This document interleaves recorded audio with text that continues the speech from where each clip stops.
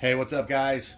Thanks for coming back for another video. This one's going to be quick, it's going to be gritty, it's not going to be pretty. All right, so my local field has a DMR rule where you can go up to 450 feet per second, the semi-auto AEG, and I wanted to try that. I have confidence in the internals of these Gen 3s, from Lancer Tactical, so I reached out to my friends over there. They sent me the Interceptor. Hey, good buddy. Okay, so just the quick unboxing.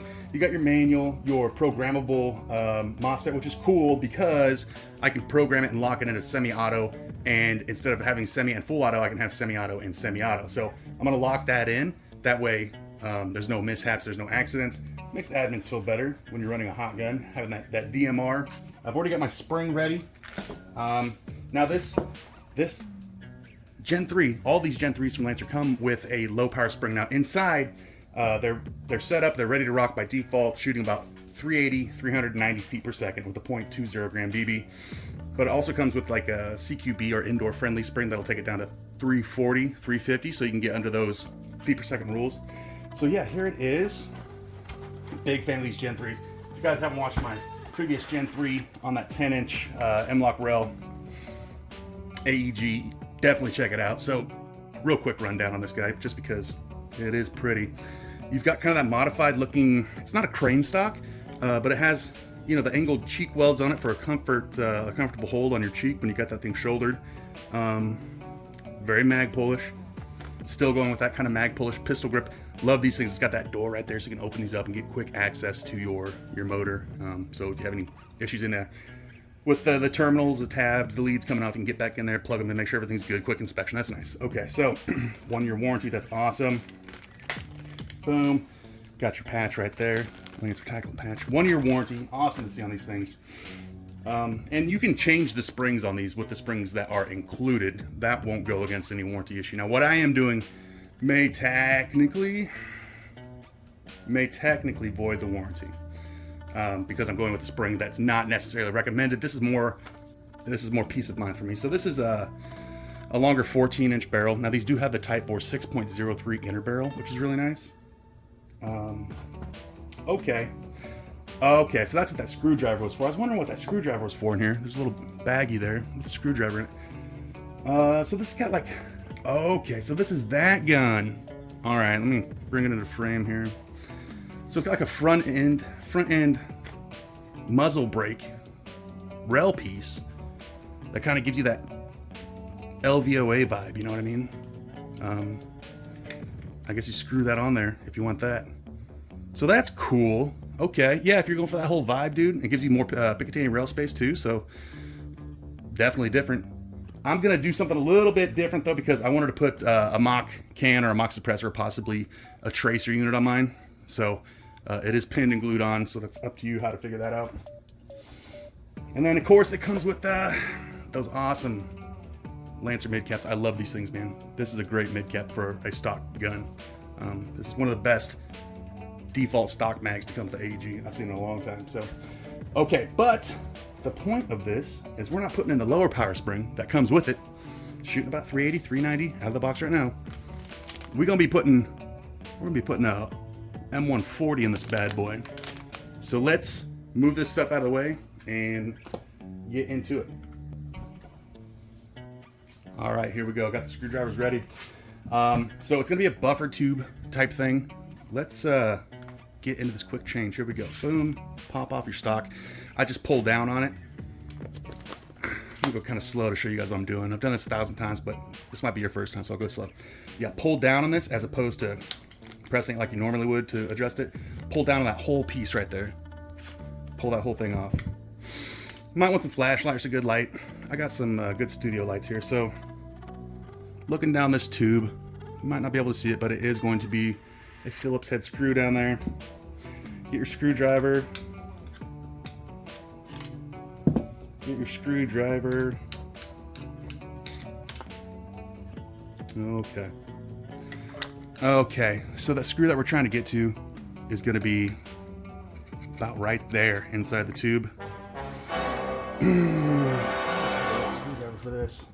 You're going to need a long screwdriver. BRB. Be right back. 2,000 years later.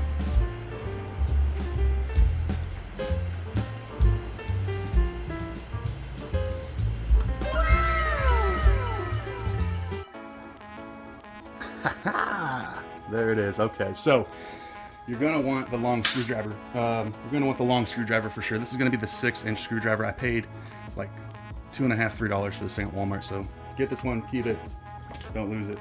Okay, let's try that again. Going in there. Boom. Okay, I got the screwdriver in. Righty tighty, lefty loosey, traditional threads on that. You can already see the stock is getting loose right there. You see that? Just take your time, back that screw all the way out. Almost there. Yeah, okay. So you're gonna just wanna make sure that you're being nice with the wires. You don't wanna get those caught up anywhere. Actually, you can just kind of move that one out to the side there.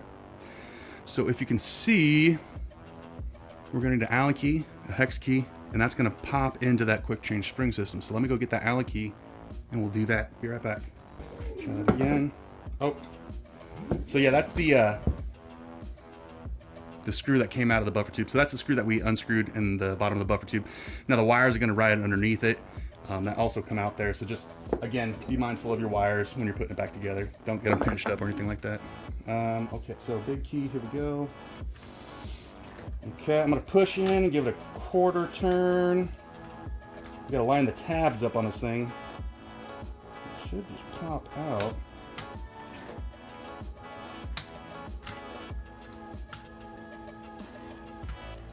There we go. Boom. Okay, so that's gonna be like an equivalent to an M120 spring that comes stock in this thing. Set that aside for use on another project or maybe to put back in this gun. But I have confidence with the stock internals and motor about putting this M140 in there. Now, obviously, look at the difference on that spring. A little bit more going on there. M140, M120, about 350 feet per second, or excuse me, 450 feet per second. I want to make that clear. 450 feet per second. I might have said 350 earlier. 450 DMR, and this is going to be about that 380, 390 M120 stuff. So let's get that in there. Now this is going to take a little bit more finesse. I have a suspicion. Okay, put the spring guide back on there. It's going to require a little bit more force to get in there. Let me bring this closer to the camera. Oh yeah.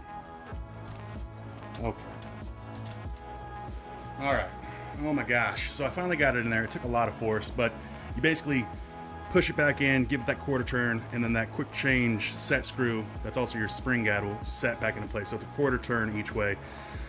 And so when the tabs are vertical, when it comes out, quarter turn it, and then it's got a seat where the tabs sit and locks it back in. So that is in there. Before I button this thing back up, I do want to see what she sounds like. I want to see what she sounds like with that M140 in there. Fingers crossed. Again, this was just an example or a how-to on the quick change spring system. Don't go putting heavy springs in unmodified guns, but there you go. So you got that programmable MOSFET in there. Semi-auto, stock, Gen 3, M140 spring. Here we go.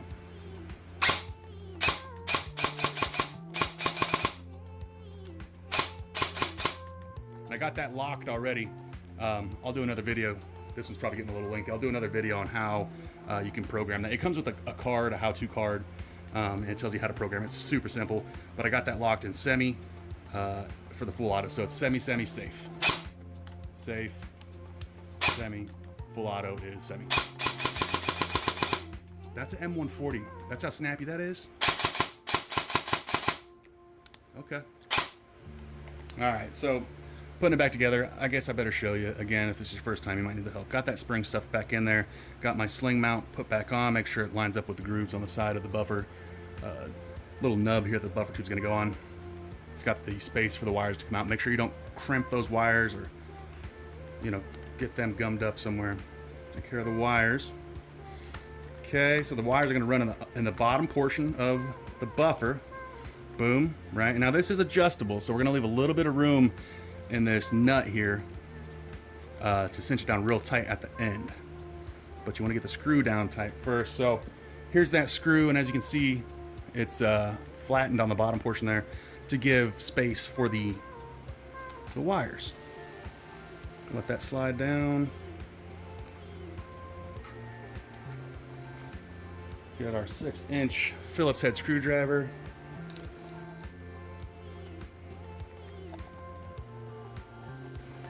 Now that screw actually screws back into the quick change nut, the spring guide. That's the quick change entry point to changing out your springs. So that's actually going to screw back into it, and it pulls it back. So it's pulling back on the spring guide when you screw the screw, and it's pulling back on that, making everything cinch down real nice and tight. So that's pretty tight there. Don't Hulk smash it. Don't over tighten it too much.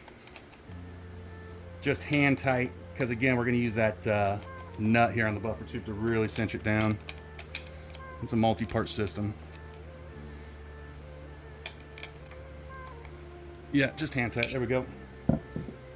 Cinch this down, and I'm just doing this hand tight too. You can use a tool, but I don't think it's really necessary. I've got pretty tough dexterity in my fingers there to get it tight enough hand tight. Okay, so that's solid. That's on there. Wires are good. We'll kind of put that back in there as we put the stock back on. And yeah, there you go. Lancer Gen 3 M4 quick change spring system. Again, coming stock with that M120, but also coming with that lower FPS that'll get you around that M100, M110, 340, 350 feet per second. So thanks for watching, guys. Hope this helps you out if you're trying to swap out springs on your Lancer Tactical Gen 3 M4. Catch you next time. Thanks. Don't forget to like, share, subscribe, all that cool stuff. We'll see you.